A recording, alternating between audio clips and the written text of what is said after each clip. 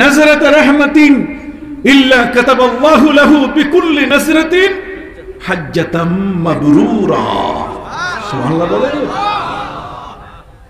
আমার ইসলাম বলে দিয়েছে, মায়ের দিকে যদি কোনো সন্তান তাকায়, বাপের চেহারার দিকে যদি কোনো সন্তান দয়ার নজরে, মায়ার নজরে, শ্রদ্ধার নজরে যদি তাকায়, রে যুবকরা শুনে নাও, মক্কায় যাওয়ার, হজ করার মতো টাকা নাই, পয়সা নাই, সেখানে যাওয়ার মতো রসদ তোমার কাছে নাই, তুমি আল্লাহর ঘরে যেতে পারো নাই, তুমি আরাফাতের ময়দানে গিয়ে সেখানে আল্লাহর মকবুল বান্দাদের সাথে হজ করে হজের মতো ইবাদতটা করে আসতে পারো নাই, তুমি জয়ুফুর রহমান, তুমি গেস্ট অফ রহমান হতে পারো নাই। আল্লাহ পাক রব্বুল আলামিন আমাদেরকে সুযোগ করে দিয়েছেন, এত টাকা, এত পয়সা, 4-5 লক্ষ টাকা খরচা করে এরপরে সৌদি আরবের হজ। এবার দেখেন আবার কত লক্ষ টাকা লাগে। এত কাছাকাছি তো বসতে দিবে না। এক রুমে 5 জন, গ্যাদারিং নিষিদ্ধ, 2 জনে এক রুম নিতে হবে, মেলা টাকা। সম্মানিত সুধী ভাইরা আমার, জগতের মধ্যে একজন ব্যক্তি আরবের জমিনে গিয়ে হজ করা, যাওয়া আসা, আগের যুগে 6 মাস ছেলে বিয়ে দিত, মেয়ে বিয়ে দিত, তারপর হজে যাইত। চিটাগাং থেকে সফিনাতুল বাহার পানি জাহাজ সেখান থেকে ছাড়ত, কি বলেন, সবার কাছে জম্মের মতো বিদায় নিয়ে চলে যেত, কান্দাকাটি কত কিছু। আর এখন বলছে থাম আমি আসতেছি, থাম আমি আসতেছি। 6 ঘন্টার আগে যাইতে আর 6 ঘন্টার আগে কি আসতে, কি সোজা। সম্মানিত শুধু টাকা, এই টাকা পয়সা ব্যয় করে আপনি কাবায় যাবেন, আরাফাতের ময়দানে আপনি যাবেন, কত কষ্ট। একটা হজকে ঠিকানো যে কত কঠিন। একটা হজ এটা নষ্ট হয়ে যায় যে কত সহজ ভাবে আপনি কল্পনা করতে পারেন। আল্লাহ বলেন তোমার হজ নষ্ট হওয়ার কিন্তু কারণ আছে। হজ করার পরে দেশে এসে কয়, নাম লিখছে, নামের শুরুতে হাজি লিখছে, হাজি অমুক। গরম হয়ে গেছে, বেটা তুমি হাজি লিখলা, কয় না আপনি হজ করে আসছেন না, কয় আলহাজ লিখবা, কয় কারণ আমি তো 2 বার হজ করছি, একবারে হয় হাজি আর 2 বারে কি আলহাজ। পাইল কই, আমি আজ পর্যন্ত কোন ডিকশনারিতে খুঁজে পাইনি, উনি পাইয়ে গেছে পুরা।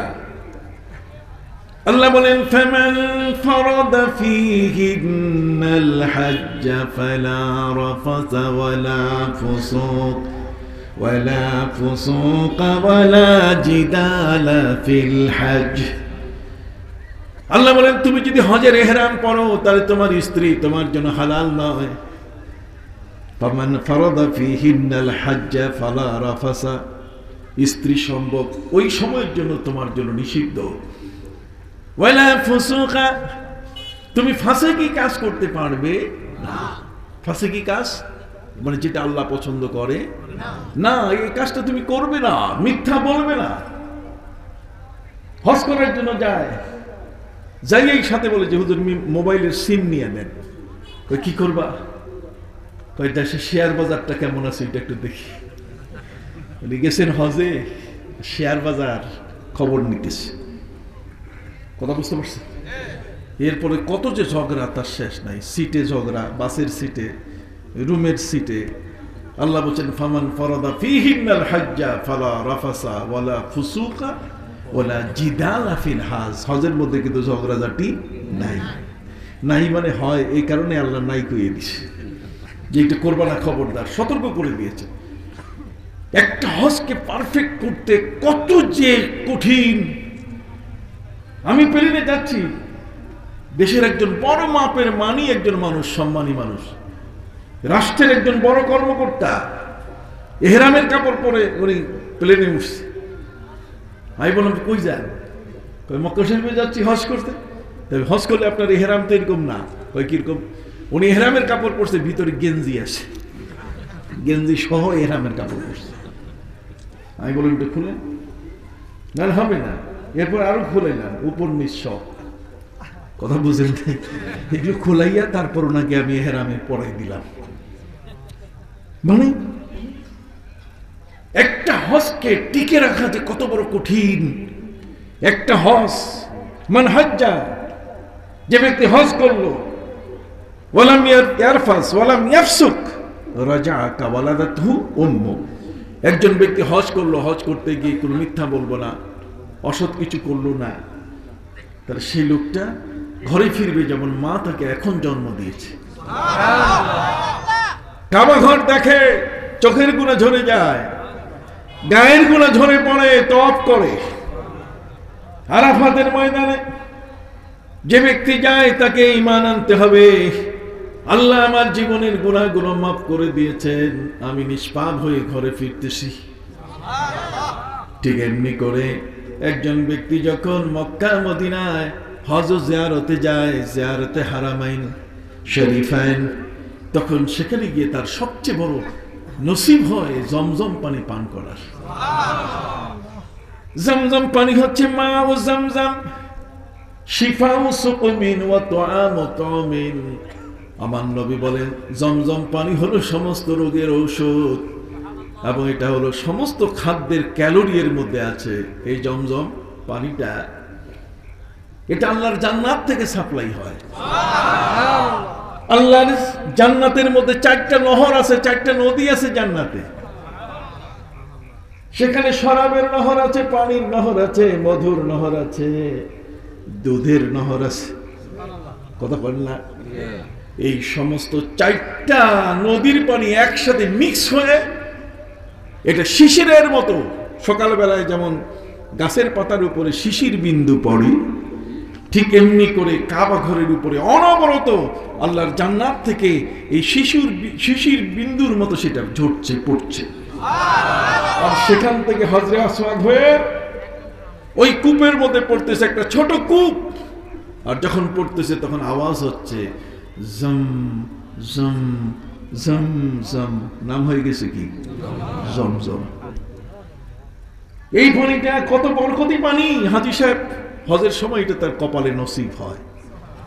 এক মুসাফির, অপর দিক থেকে কাবা ঘর দেখা, তার তওয়াফ করা, হজরে আসওয়াদ চুমু দেওয়া, মিনা আরাফাতে যাওয়া, শয়তানকে পাথর মারা, সাফা মারওয়ার সাই করা, এই সবগুলো কাজ যদি কাউন্ট করে, আমি হজের উপরে বই লিখেছি, এত বড় মোটা বই, এই সমস্ত বই কোনোটাই দরকার নাই, খালি মায়ের দিকে যদি একবার তাকায়, সুবহানাল্লাহ বলেন, খালি বাবার চেহারার দিকে যদি একবার তাকায়, ইলা আবওয়াই হে আছে, মায়ের বাবার দিকে যদি কোন সন্তান রহমতের নজরে তাকায়, তাহলে ইল্লা কাতাবাল্লাহু লাহু হাজ্জাতাম মাবরুরা, আল্লাহ তাআলা তার আমলনামায় একটা মকবুল হজের সওয়াব লিখে দেয়। সাহাবায়ে কিরাম জিজ্ঞাসা করলেন, ইয়া রাসূলুল্লাহ, ইয়া হাবিবাল্লাহ, ওয়া ইন নাযারা মিআতা মাররাতিন, যদি শত সহস্রবার যদি তাকায়, শতবারও যদি তাকায়, নবীজি বলছেন শত সহস্রবার যতবার তাকাবে, প্রত্যেকটা নজরে, প্রত্যেকটা দৃষ্টিতে এক একটা হজের সওয়াব তার আমলনামায় যোগ হবে। কাবা, মিনা, আরাফাত, মুজদালিফা, কথা বল না, হজরে আসওয়াদ, মাকাম ইব্রাহিম, সাফা মারওয়ার সাই, আর 3 শয়তানের পাথর মারা সহ যতগুলো ইবাদত আছে, সমস্ত ইবাদতের জিষ্ট হলো মায়ের চেহারা। মায়ের চেহারার দিকে যখন তার সন্তান তাকায়, এই চেহারাটার দিকে তাকাইলেই ওই হজের সওয়াবটা তার আমলনামায় সাথে সাথে ইল্লা ইল্লা কাতাবাল্লাহু লাহু, আল্লাহ নিজেই লেখেন। আল্লাহ বলছেন, মায়ের দিকে তাকালে, বাপের দিকে রহমতের দয়ার নজরে যদি তাকায়, ইল্লা কাতাবাল্লাহু লাহু, এখানে আলেম ওলামা আছে, আল্লাহ নিজেই লেখেন, ফেরেশতাদের, তোমরা থামো, তোমরা থামো, এটা মায়ের চেহারার দিকে তাকাইতেছে, এটা বাপের চেহারার দিকে তাকাইতেছে, অতএব এটা আমি নিজে লিখব। ইল্লা কাতাবাল্লাহু লাহু বিকুল্লি নজরাতিন হাজ্জাতাম মাবরুরা। বিকুল্লি নজরাতিন, কুল্লু শব্দ যখন নাকেরার দিকে ইজাফত হয়, যেমন কুল্লুন নাস, বা কুল্লু নাসিন, তখন তার হবে প্রত্যেক খণ্ড খণ্ড এক এক ইন্ডিভিজুয়াল, তার মানে এক এক হবে। তার মানে প্রত্যেকটি নজরে, এটা নয় যে সারাদিনের মধ্যে আমি 100 বার দেখছি কাজে একটা হজের সব, না না না। আপনি যতবার তাকাবেন, চোখ বন্ধ করে তাকান, আপনি কাবা ঘরের দিকে চোখ বন্ধ করে তাকান, কতক্ষণ না চোখ বন্ধ করে তাকান, আপনি দেখবেন আপনার আমল নামায় সব আসতেই আছে যতবার আপনি চোখের পলক। এই জন্য সম্মানিত সুধী, 120টি রহমতের মধ্যে কথা বলবেন তওয়াব যারা করেন, কতক্ষণ কাবার দিকে যারা ফিরে নামাজ পড়েন, যারা কাবার দিকে তাকান, আল্লাহ তাআলা তার সওয়াবগুলো দান করেছেন। এ কারণে কাবার দিকে তাকালে সওয়াব হয়, চোখের গুনাহ দেহের গুনাহ ঝরে পড়ে। আমি কি করলাম, প্রত্যেকটা জিনিসের ইবাদতের সূচনাটা তো অনেক মজা লাগে। আল্লাহ তাআলা আমাকে তার পবিত্র ঘরে কাবায় এই যাবত প্রায় 35 বার নিলেন, 35 বার। আল্লাহ মাফ করুন, কোন ধরনের যেন গর্ব আমার থেকে না হয়, আমি আমার আমল নষ্ট করার জন্য এখানে আসি নাই। 35 বার আমি হজ করেছি। কত শতবার যে আল্লাহ উমরা আমাকে করাইছেন আমি জানি না, আমার কাছে হিসাব নেই। আমি পাসপোর্টগুলো যদি দেখি তাহলে বের করে হিসাব করতে পারবো, এটা সময় পাই না, হিসাবও করি না। সম্মানিত সুধী, আল্লাহর ঘরের দিকে তাকালে পরে চোখের গুনাহ ঝরে পড়ে যায়, কথা বল না। কি করব, কতবার দেখলাম, মনটার মধ্যে একটা কিউরিসিটি, তখন করলাম কি, দেখি তো কোরআন শরীফের একটা আয়াত, আলহামদুলিল্লাহি রাব্বিল আলামিন, তাকাই দেখলাম, আমার চোখ বন্ধ করে, আর রহমানির রহিম, আরেকবার তাকাইলাম। এইভাবে গোটা কোরআন খতম করেছি বসে বসে, একবার করে একটা আয়াত পড়ছি আর কাবার দিকে তাকাইছি। মান আমিলা সালিহান ফালিনাফসি।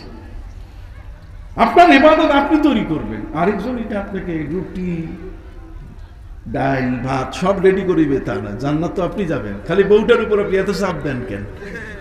কথা বুঝলেন? একটু তেরিবেরি করলে তালাক, 1 তালাক 2 তালাক 3 তালাক, আর কোনো জায়গা নাই। যুবক এখানে যারা আসছেন, খবরদার বউ তালাক দেবেন না, খবরদার। আবগাজুল হালাল ইনদাল্লাহি আত-তালাক, আল্লাহর কাছে সবচেয়ে নিকৃষ্ট যেটা সেটা কি? যে বউটা সময় দিল, বিছানার সঙ্গিনী হলেন, আমার সন্তান যিনি দিলেন, কথা কর না।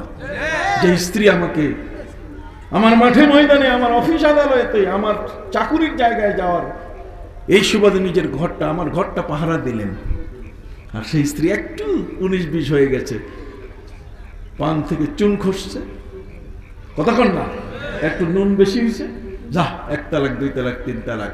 তার মানে একেবারে ধিম ধিম করে ভাদ্র মাসের তাল একসাথে ফিরে দিয়ে, তখন মাথা মগজ ঠিক থাকে না, এসে কয় হুজুর মাথাটা ঠিক ছিল না, হালাল করে দেন। খবরদার তালাকের কোনো ফতোয়া দিবেন না, সারসিনার পীর সাহেবকে আমরা নিষেধ করে দিয়েছেন। মিথ্যা, শুধু মিথ্যার আশ্রয় নেয় ওই বউটারে হালাল করার জন্য, কথা কন না, তখন শুধু মিথ্যার আশ্রয় নেয়, এত বেশি মিথ্যার আশ্রয়। বাঙালি একটাও জানে না তালাক দিতে, নিজের বউকে কেমনে তালাক দিতে হয় বাঙালি একটু জানে না, কথা বুঝেন? পবিত্র কোরআন মজিদে কোথাও আল্লাহ তাআলা 3 তালাকের কথা বলেন নাই। পবিত্র কোরআন মজিদে আল্লাহ বলছেন, আত-তালাকু মাররাতান ফাইমসাকুম বিমারুফিন আও তাসরিহুম বিইহসান।